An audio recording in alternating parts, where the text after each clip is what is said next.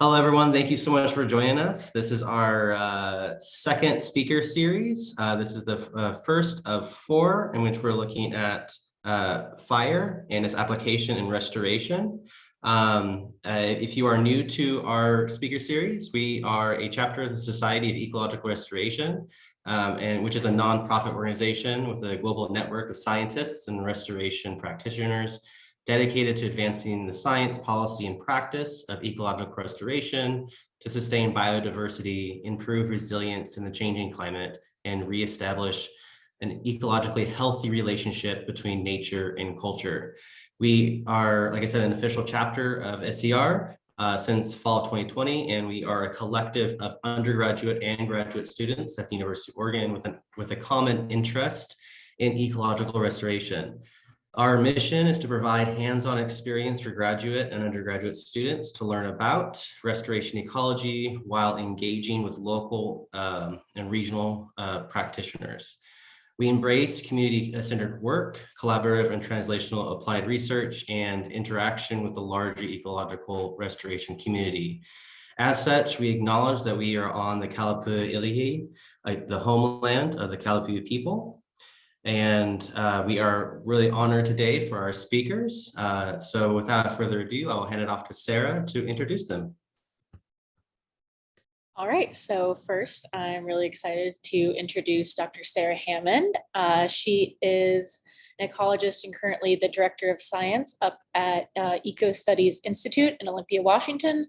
She has been working in Pacific Northwest prairies on both the research and restoration side since 2008. Her research spans a really broad array of topics within that, including fire effects on soils and plant community dynamics, microbial legacies of invasive species, and strategies for native plant establishment. She is also adjunct faculty at Evergreen State College, and I'm really excited to have her here today. And we also have Ron Reed with us speaking second, and I will introduce him right before his talk. So help me welcome Sarah, and thank you so much for coming. Thank you, Sarah. It's so good to see you. All right, I'm gonna share my screen. Hope this works. All right, can folks see? Let's see, I'm gonna put it into presenter mode.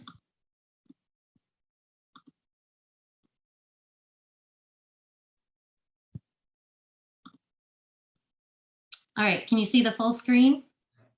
You want to swap displays. Okay, never know which one's going to come up. There you go. Does that look right? All right, thank you so much. All right, thank you again for the invitation to speak today, and thanks to all of you for being here. I'd like to talk to you today about the biocultural conservation of Pacific Northwest prairie oak communities. My focus is going to be up here in Washington, since that's where I spend most of my time, but I think some of these ideas and practices and partnerships apply throughout the entire Pacific coast. So first, to introduce you all, in case you aren't already very familiar, but to the Pacific Northwest prairies and oak savannas, I want to give a little bit of background here. The prairies and oak savannas here in Washington and Oregon were largely formed by retreating glaciers, particularly in Washington, and in Oregon by alluvial and flood deposits from the Mazama floods 7,000 to 10,000 years ago. And over that time, these sites have been managed and maintained by Indigenous burning and food harvests and stewardship. And now these prairies host around 250 native plant species and probably just as many non-native plant species, unfortunately, but also are home to several rare, threatened, and endangered species. And so a lot of the conservation and restoration work that we are tasked with as stewards of these lands is to restore and recover the endangered species that are on the brink of disappearing. So some of the species that we focus on specifically here in Washington and a little bit in Oregon as well, across the top we have golden paintbrush, Nelson's checker mallow, Willamette daisy, and Kincaid's lupin. And then the bottom, there's an assortment of butterflies and birds and mammals. This is just a sliver of the species that are struggling across these prairie ecosystems. And this really just represents kind of an ecosystem that's struggling, right? Where there's plants and all different types of organisms that are really in a recovery mode because their populations have been dwindling for decades. So our work really is geared around addressing the threats that these species are facing. And some of the primary threats are listed here. The first being the altered fire regime. As I mentioned before, these prairie ecosystems have been maintained for thousands of years by Indigenous stewardship that has at least involved a lot of fire. I think that's probably true throughout the entire Pacific coast. But we know that fire historically occurred on these landscapes every 1 to 10 years. And so some place was burning almost every year, right? We've been working hard, and I'm going to talk about this quite a bit, working to bring fire back to this landscape for a bunch of different reasons. But one is to limit the amount of conifer and non-native invasion.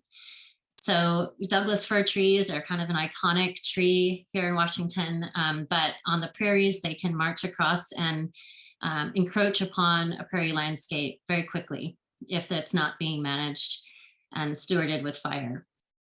In addition to conifers, we have a lot of invasive shrubs, particularly Scotch broom, that also can make its way across a prairie without active stewardship.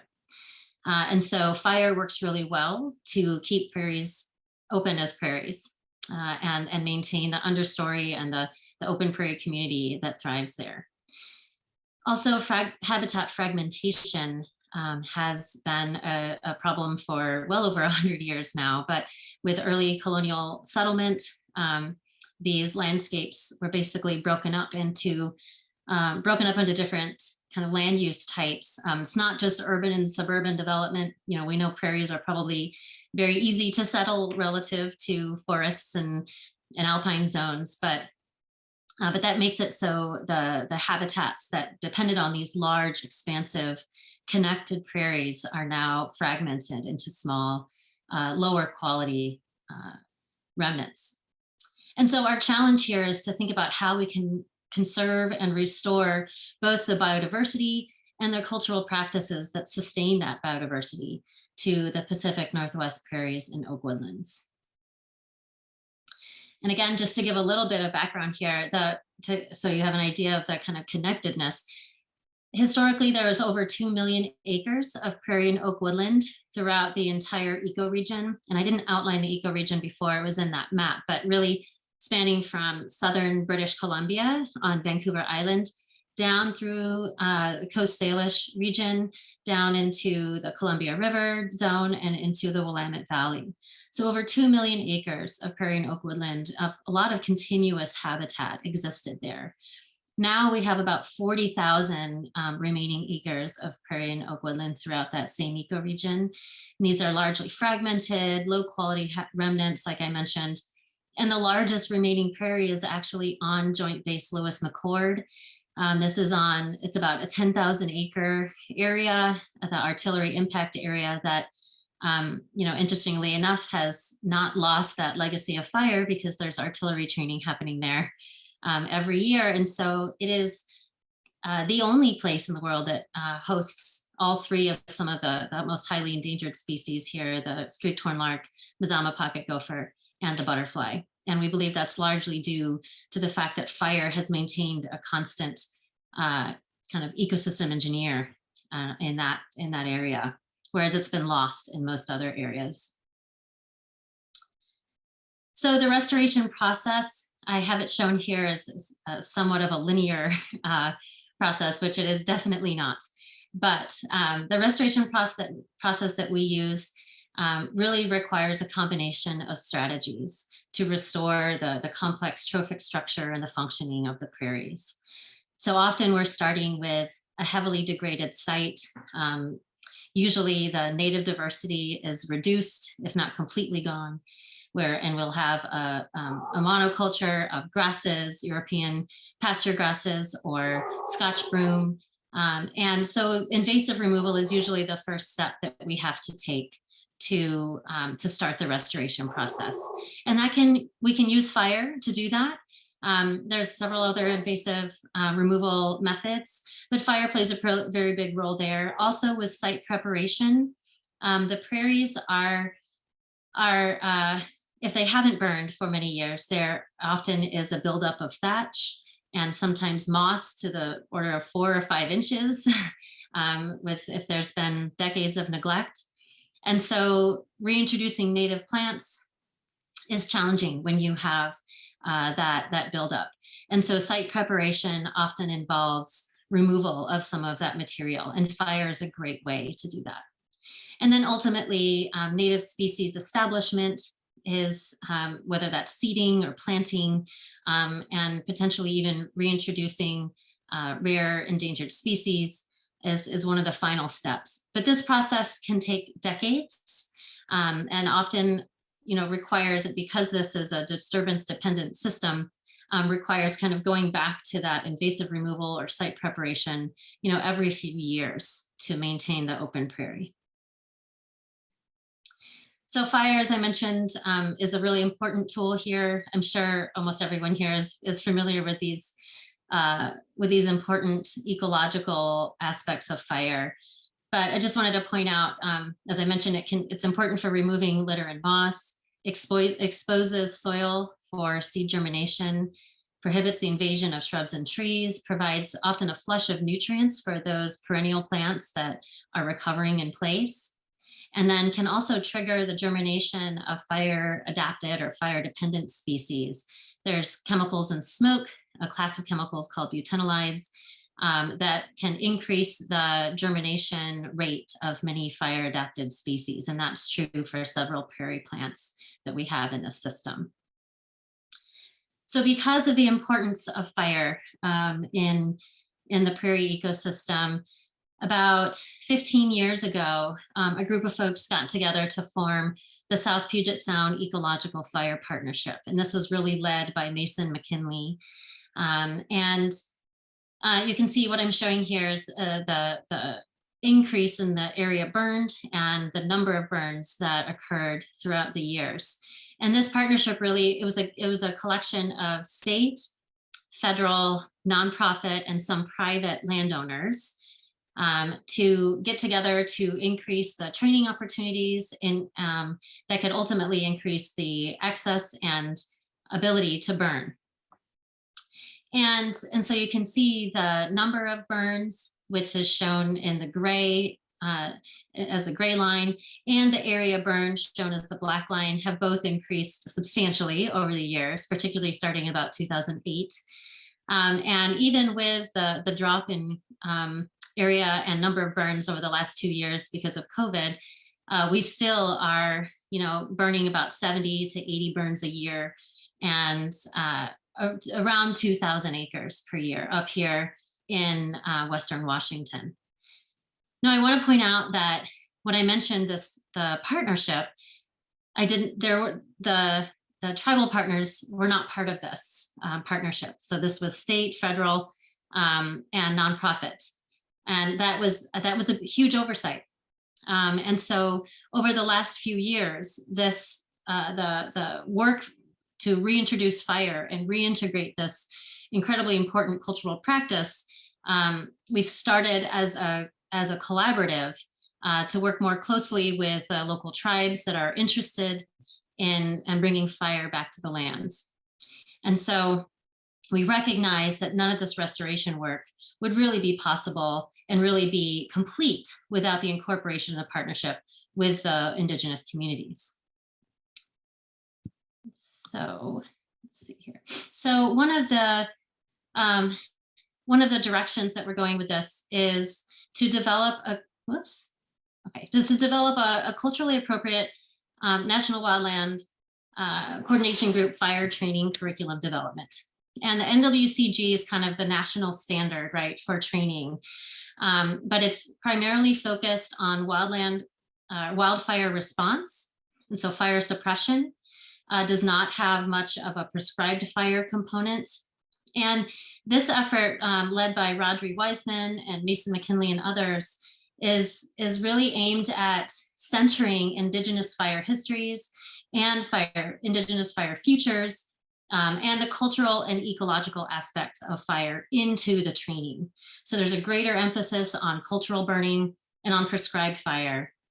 And it's really designed to make the NWCG training more accessible, both to Indigenous fire practitioners, but also for non-Native practitioners that may not have been exposed to the different cultures and the different ways of knowing and the different practices that have maintained these systems for so long. So it's recognized, and so far this training has just been implemented here in Washington. And I should point out it's kind of a living, breathing training where it's being developed and enhanced and improved by the trainees who are contributing information and knowledge and ways to make it more inclusive and useful. All right, so also over the last few years, we've been working closely with the Confederated Tribes of the Chehalis Reservation. And this has really been to increase the training and the skill sets. One of the areas of feedback that we've received from several tribal elders is that there's interest in having more of the younger generation trained in restoration practices.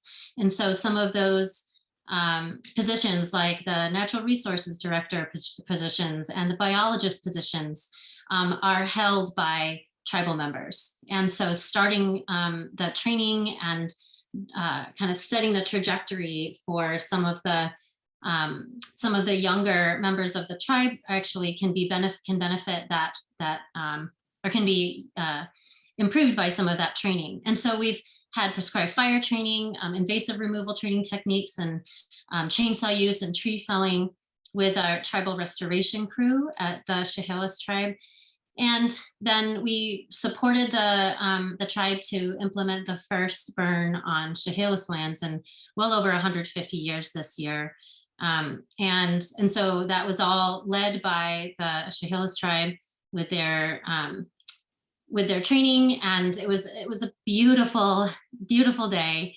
And the fire did exactly what all of us were hoping it would do, with burning hot through the grasses and then hitting the oak woodland and just feathering down and laying down and feathering into the woodland and just opening up the understory just a bit. So it was really an opportunity to provide additional confidence and comfort and familiarity with fire for folks that haven't used it in a long time. So I'm excited I'm meeting with folks from the Chehalis tribe again this week to start planning the second burn. So we're really excited to keep that going. All right, I'm going to really quickly switch gears and talk just a little bit about camas, which is very closely linked to fire. But this is another area that we are pursuing with our Indigenous partners to enhance both the access to camas and the prairie communities that have camas. And so camas is definitely recognized as a cultural keystone species. So it's one of the for those of you that don't know, it's one of the most important root foods for Western North American Indigenous people. It's second only to salmon in terms of its trade value that we've been informed by many of our Coast Salish tribal partners.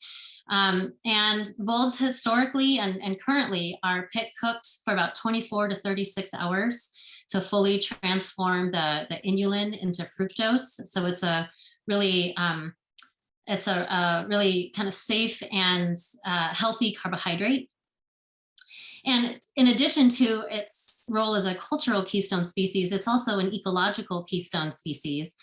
Camas is an important resource plant for at least 57, and that's probably an underestimate there, but 57 different insect species that use camas. So, having camas on the prairie really supports a huge community of other organisms, including the human stewards of that system. So in order to address the the need for additional access to camas. Several of the tribes here in Western Washington, the Squaxin Island tribe, the Chehalis tribe, Quinault and Muckleshoot tribes, along with the Yakima tribe out in Eastern Washington, have gathered with Evergreen State College and University of Washington and Ecostudies and let's see, the Department of Natural Resources, state and federal and nonprofit entities, mainly to develop this transdisciplinary teaching and research partnership that is focused on the prairies and also really tied to this idea of biocultural diversity conservation, with kind of Camas as the kind of touchstone here. And the Camas Collaborative is aimed, it kind of has four goals, and these goals were were identified through a couple of workshops that we had with the tribal representatives from those different groups, and identified that going into the future, these things will help increase access and get Camas on the table and provide the resources and the knowledge sharing opportunities that they felt were important. The first is developing teaching curricula, and that is being led by GRUB, which is the Garden Raised Urban Bounty. It's a nonprofit here in Olympia that is focused on a lot of different outreach and educational opportunities and tools around basically being self-sufficient and focused on food sovereignty and being able to grow and produce your own food.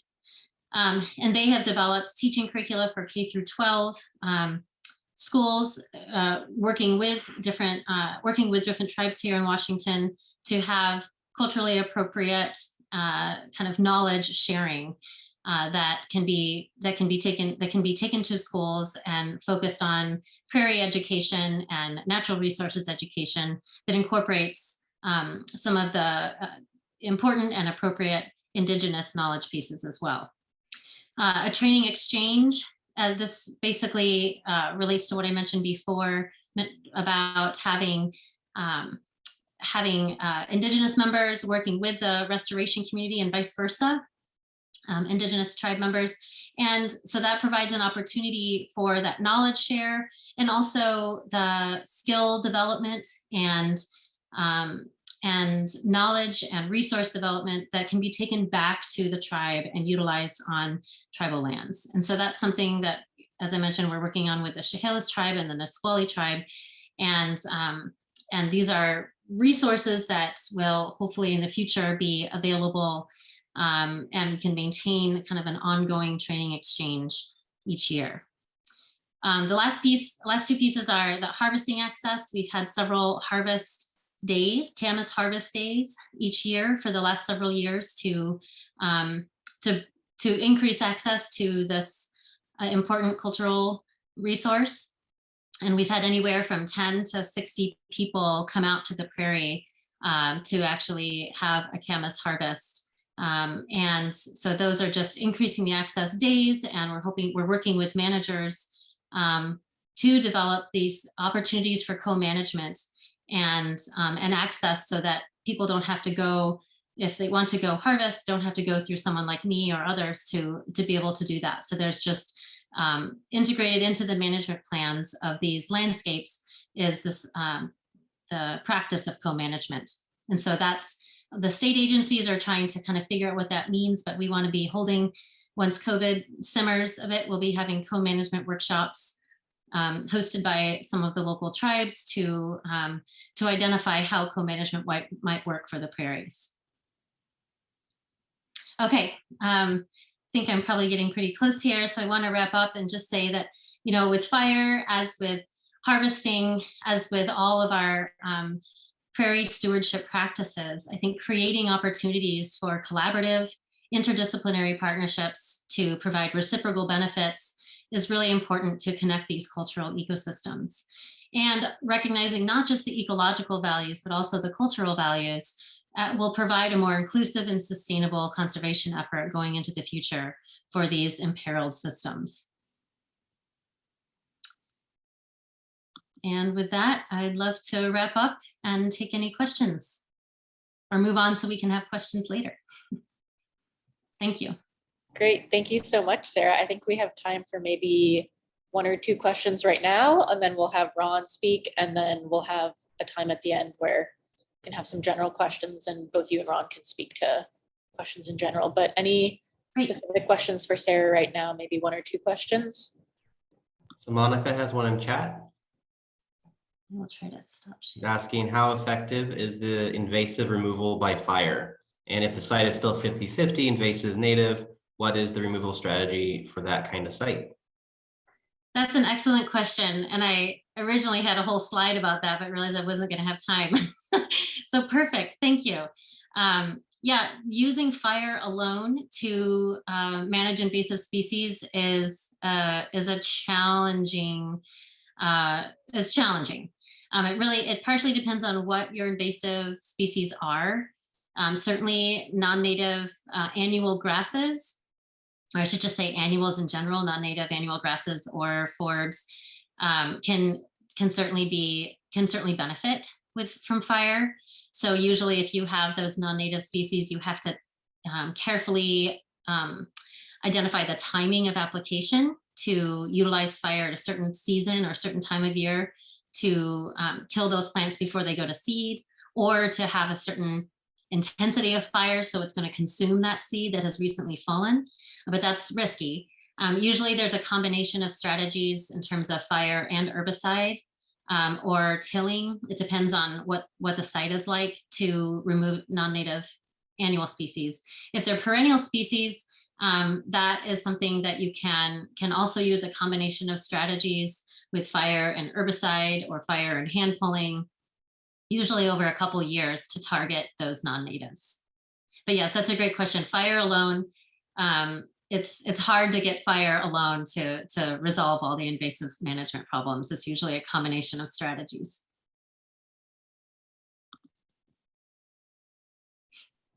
Awesome. Well, maybe let's move on to Ron's talk and then we'll have time for more questions at the end. So our next speaker is Ron Reed.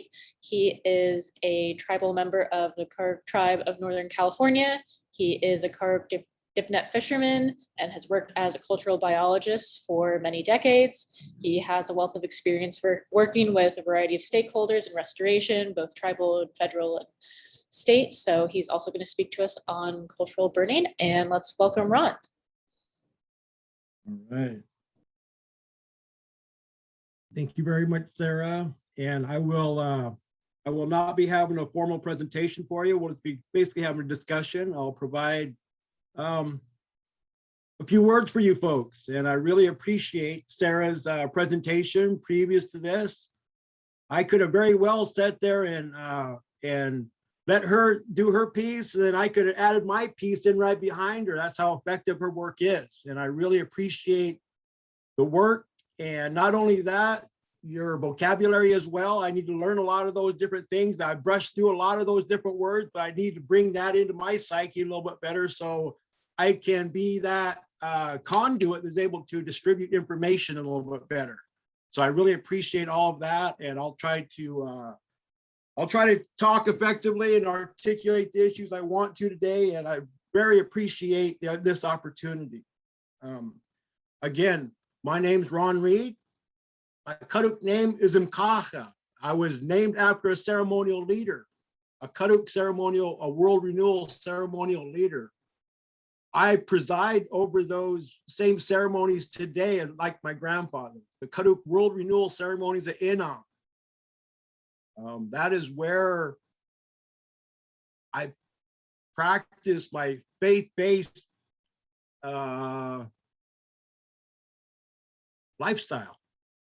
And in that process, we utilize ceremonial knowledge to be able to relate or manage the resources that we call our relations. Thank you very much to be able to talk about prescribed fire and post-fire restoration. Prescribed fire, I will use, cultural fire. It's the same thing. It's cultural prescriptions. The only difference between, I guess, the only difference is that the great creator of all things provided those prescriptions when the spirit people turned over to earth to human beings. And in that process, the human beings are to manage all the resources that provide life, water, sunlight, fire, climate. All of those things are alive. All those things are living entities. And how can we provide all those things that I just mentioned provide life? So how can all those things not be looked at or associated with as a living entity? So that's the first and foremost of our belief system.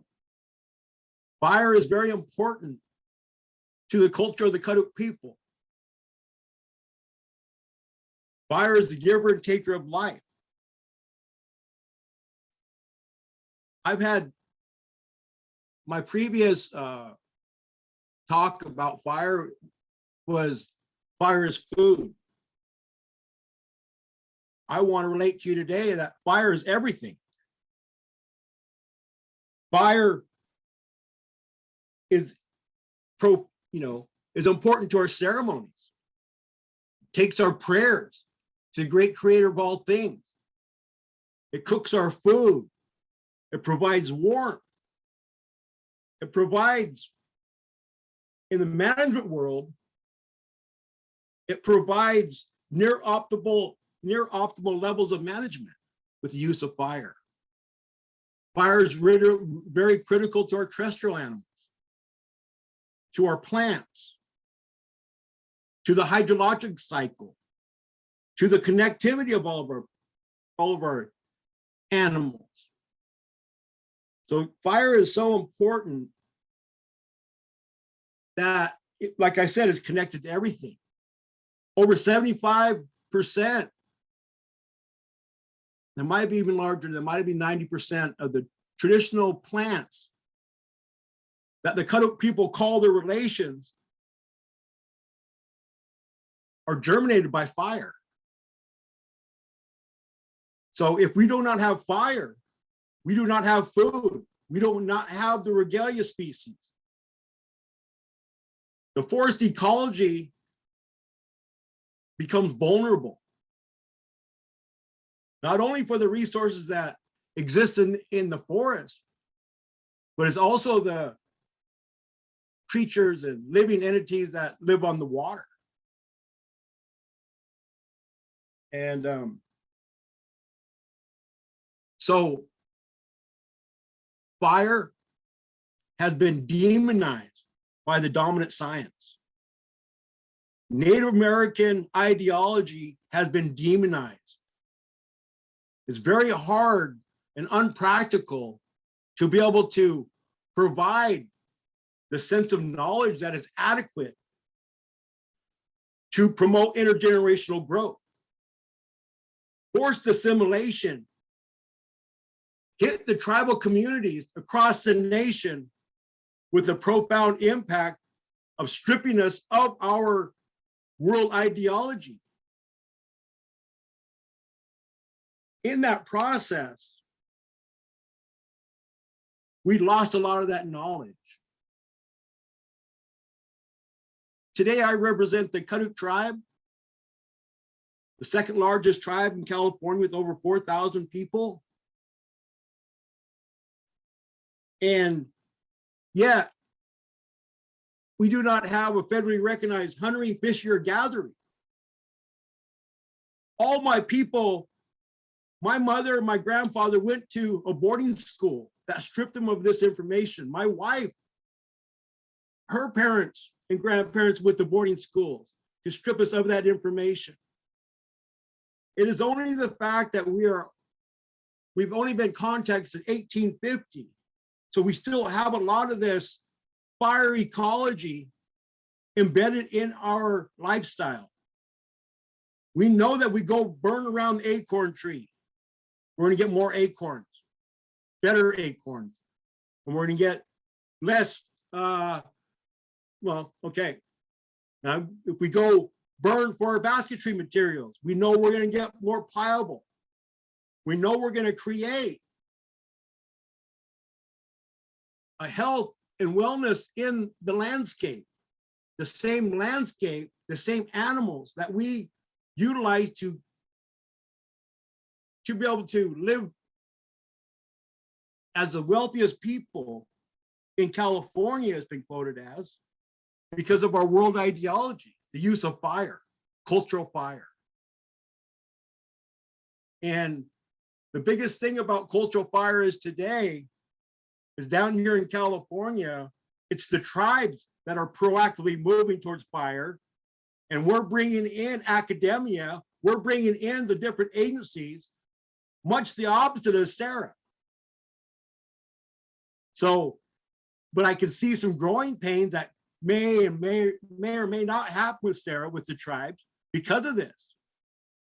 Because of what I just talked about, the forced assimilation that stripped us of this knowledge, embarrassed us of who we are. And now they're asking us again, oh, this is your knowledge. Now it's time for you to step up to show us what you have. But it's already been stripped. Now I'm embarrassed again because I don't know. My people were beat down, so they wouldn't teach that information again. So now it's a double-edged sword. But it's the fact that I am from a traditional family. And now as a ceremonial leader, it is my inherent responsibility to do the things that I know to be the truth here on earth. The words learned at Pikiawish, the Karuk World Renewal, those are the closest things to truth on earth. So whatever we're talking about in our sacred reality that has been embedded in our life cycle, been embedded in our sacred ceremonies, our sacred creation stories, it is still the medicine that we had pre-contact is still in the landscape, albeit in its dormancy state. Fires go away, those plants quit producing. Fire comes back, the plants start producing. Fire is not only a management tool, it's a teacher. It's a physical management tool, but it's a psychological teacher. Year after year, you go out and identify the impact of fire. And matriarchal society, you pass it on to the next generation.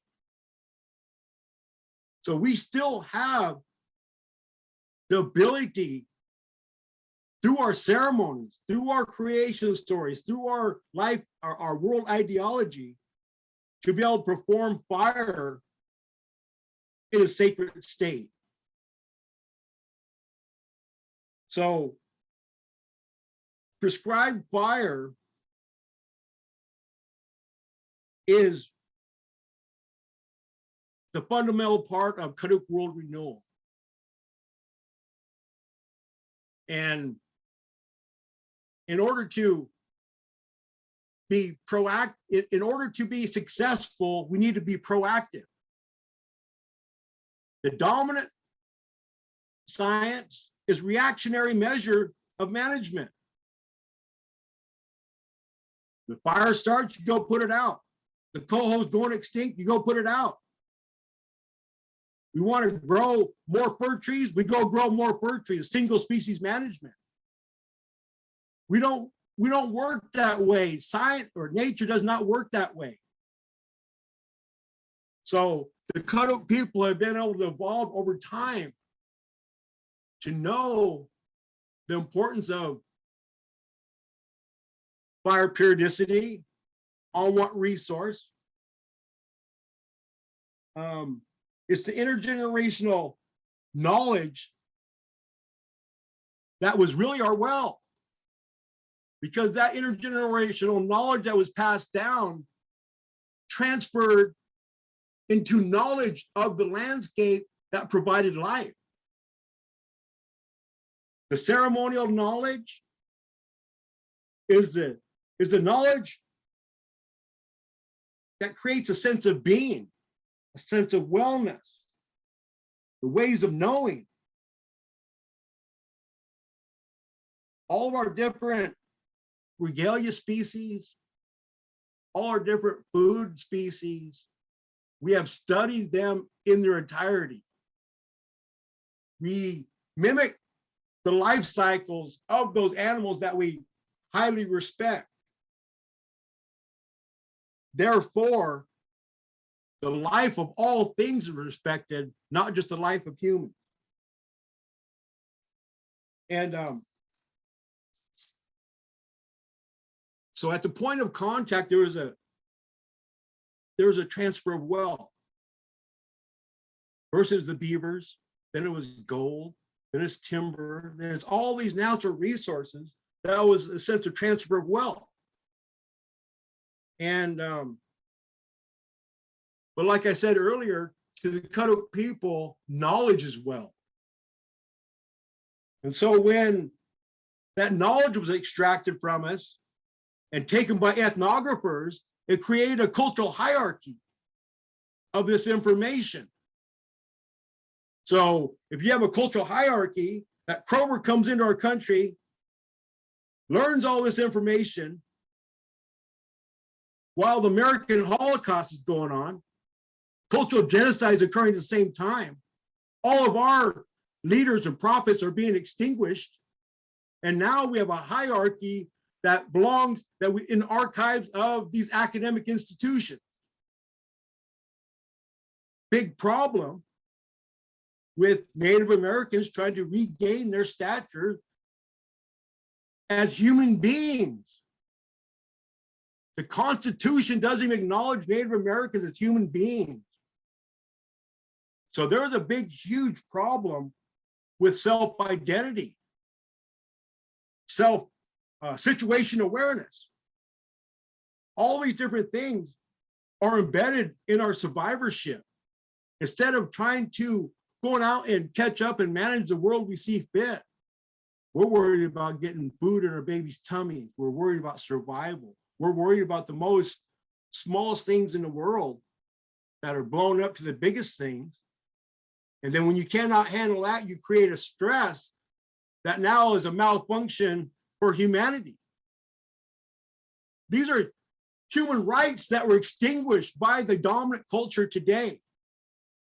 So when we talk about fire, we talk about all the wonderful things, but there is a dark history related to that. And the only way that Native American people can really regain our statures as human beings is to recreate and reestablish our sense of being. Fire suppression has created this public epidemic. Uncle Sam is basically broke now because of fire suppression. Now they're looking somewhere for something to cure this problem. Who knows about fire in America? Native Americans.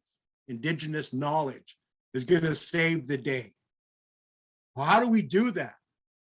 Without, I don't know, how do we do that? So all this leads into the work I'm doing right now. I'm working on Indigenous research sovereignty. So now as we move back in the world of management, we cannot make the same mistake we did before by giving up all of our information without having reciprocity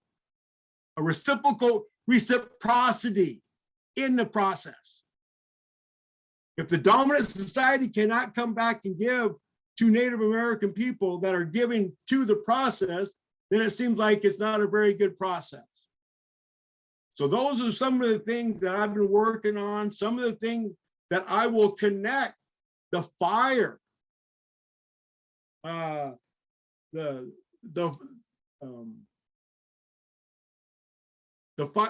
impacts of fire. And how can we, okay, let me back up a step. The Karuk tribe is working on a national pilot Prescribed Fire Pilot Project, the Western Klamath Research Partnership. It's a national prescribed fire project. So what that does is bring in all the NGOs, state and federal agencies, and come in to figure out, okay, what's the best possible plan, best available science to co-manage this world that we live in. And so as we manage forward, we're doing a lot of great things and understanding a lot. It's like the work that Sarah is working on. A lot of great things are coming about in this process.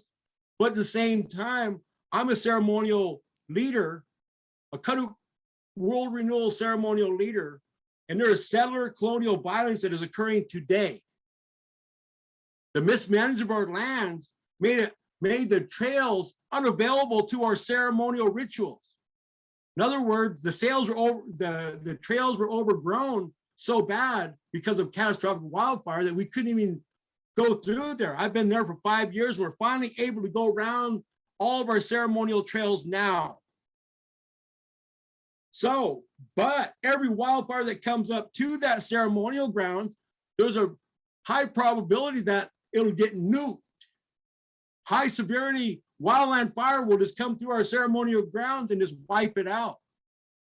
So now, this year, we've been able to get out in the landscape proactively, talking to rangers, Klamath National Forest Ranger, and talking to him about, this is our cathedral.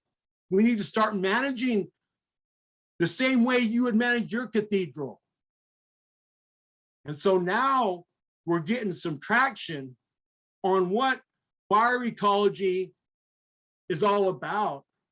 And what fire ecology is all about to me is the ethnosciences, ethnobiology, ethnobotany, all those ethnography issues that create our lifestyle. So those are the things we need to behold. So through the process of working with fire, we not only need to address the current issues, goals, and objectives of the dominant science or the dominant society, but we also have to look at the important aspects of nature. And those important aspects of nature is reflected in our sacred rituals, annual rituals of our world renewal ceremonies in Karuk country. So all of this, it leads to co-management. And so I've been working with academia for about 20 years now. And we're finally getting to the point where we are connecting fire management with our ceremonies. So now I'm in the process of creating an understanding of utilizing Indigenous science, but respecting Indigenous science. In my perspective, they got it wrong. They have the cart in front of the horse right now. We're doing prescribed fire pilot projects in the landscape, utilizing Indigenous science. But then our Indigenous science feature that we're alluding to is the world renewal ceremonies, the fire that creates that management. And another thing is, without that management, it's against tribal law to go harvest. So the first thing that the dominant society did was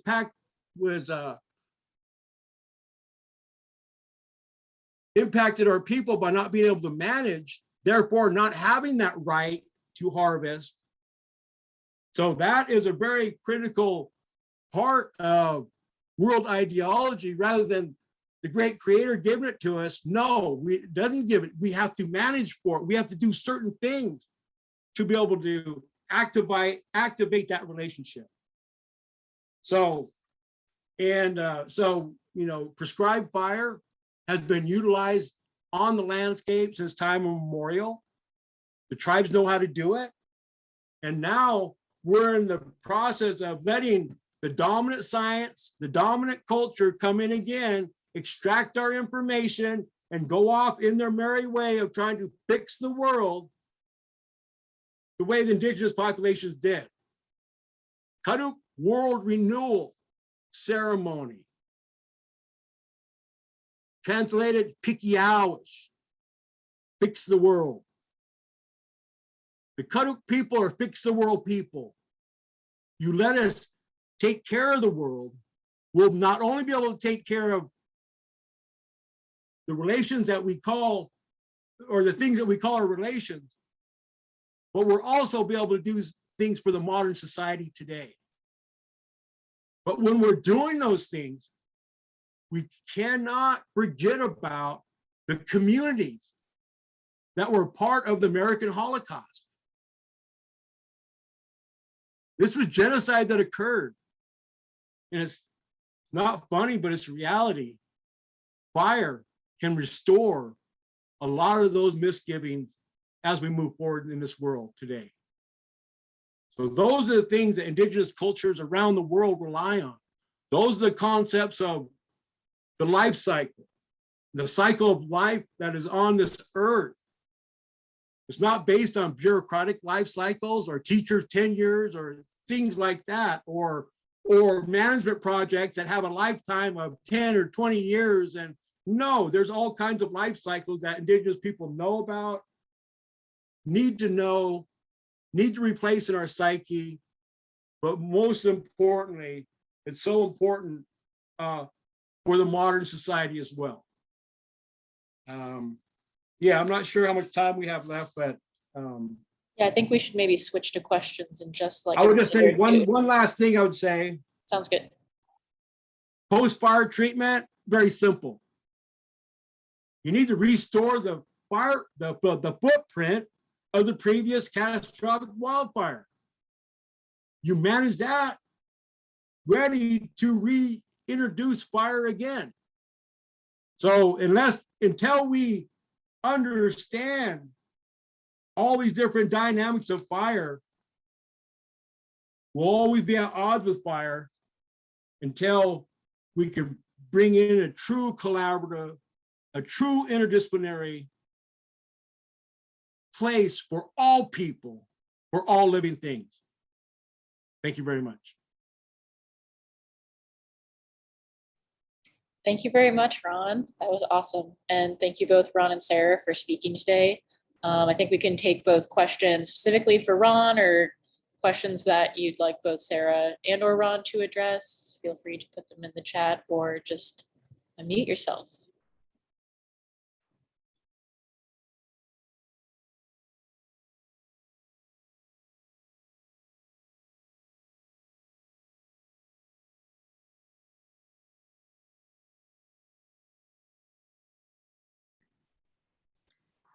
I have a question for Ron.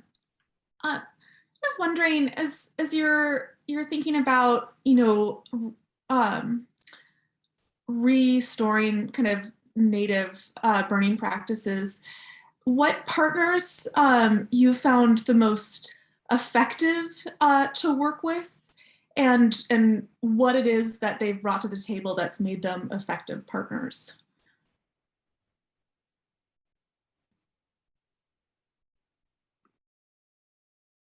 Yeah, some of them. So very, very good question.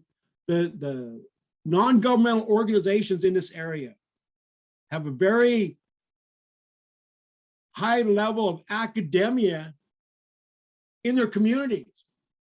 So there's a Salmon River Restoration Council that is probably about 30 miles from here, and then a populated town of about 30 people.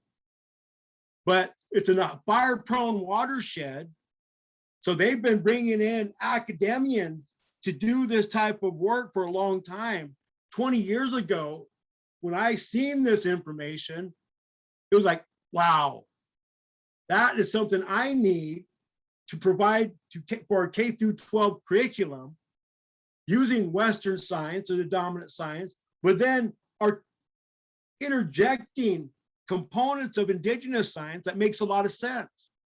So this region is rich in indigenous science. The Karuk tribe is a very strong proponent of a sense of health and wellness in the basin. So our philosophy is being utilized by these non-government organizations. So they're able to maneuver through the bureaucratic process a lot simpler because they don't have inherent responsibilities that hold us back. We can't do that. We can't go burn during the spring because of our animals. We can't go burn at a certain time, but these other entities can. These other entities don't quibble back and forth as tribal community members that have so much knowledge and have so much stubborn energy that provides,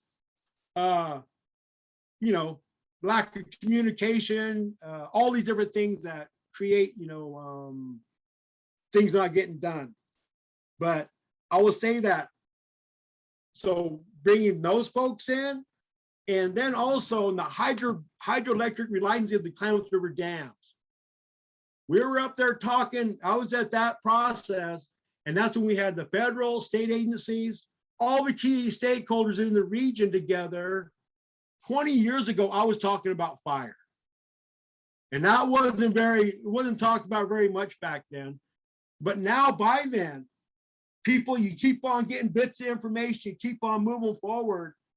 And now we have a great movement that is taking off with all this valuable information, but we're forgetting about the original stewards of that information, the tribes themselves, the ceremonial leaders that burn those fireplaces in accordance of sacredness that provides near optimal levels of management. So the combination of traditional knowledge as a co-management component, providing great leadership, allows Western science to have a discussion and to have a conversation.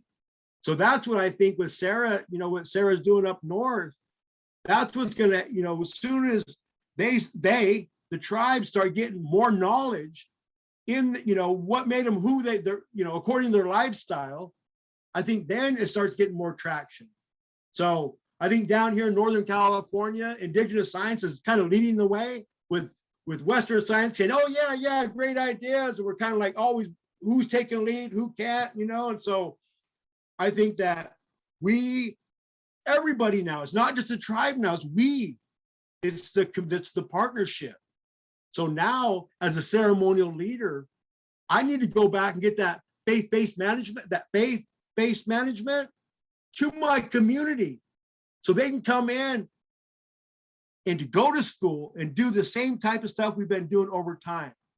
And one last second, long question, but what we have to do is send our kids to school. All my kids I got, master's student, a fish biologist, a senior up in Oregon. So I have all these kids that are kind of like going in to be able to not only learn this stuff, but in the Indigenous research sovereignty, now we can actually pick and choose what is ours, what isn't, and we can move on.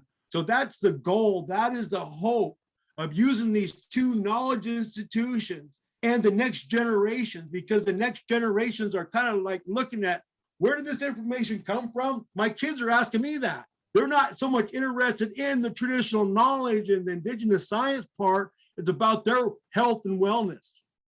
So now it makes me do a better job to get around, and that health and wellness is both sides of the aisle.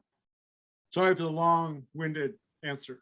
No, that's really interesting. Thank you. And thank you and Sarah for coming and talking with us today. It's been, we're very excited that we got you guys, and it was delivered. It was very my honor. So I guess with that, we'll go ahead and start with closing remarks. I want to first take a moment to give special thanks to Ron for his time today, for sharing his traditional knowledge. We want to acknowledge and honor Ron's gift of wisdom today, and would like to extend our gratitude in the form of a gift from our hearts. Although we're don't have much to offer as a student chapter, we would like to send you a collection of baked goods, including hazelnut cookies, oatmeal cookies, black bean brownies, among other goodies. So it means so much to us that you're able to talk with us today. So please join me in thanking Ron for his time. Thank you very much. Thank you very much. Thank you, Ron. And we'll take it. So again, thank you to both of our speakers for today. It was wonderful to hear from you, and we hope to implement these teachings in our own research and outreach. Lastly, I would like to thank all of you in attendance for joining us for the first day of the UO chapter of Society Ecological Restoration Winter Speaker Series. Please join us tomorrow at 4 p.m. to hear from Katie McKendrick, an ecologist from the Long Tom watershed, and Chris Adlam, a Southwest Oregon Regional Fire Specialist with Oregon State University. So thank you so much to everyone, and have a wonderful night. Thank you all. Thank you. Thank you. Thank you. Yo, Tuan Sune.